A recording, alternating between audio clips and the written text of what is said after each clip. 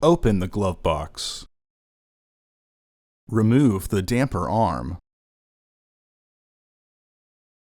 Remove the stoppers by turning them counterclockwise, then lower the glove box.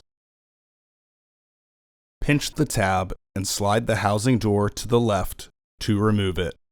Remove the old filter and clean out any debris inside the housing. Insert your new filter into the housing with its airflow indicating arrow pointing down. To reinstall the housing door, hook the right side into its catch, then push in on the tabs. Raise the glove box and reinstall the stoppers by turning them clockwise.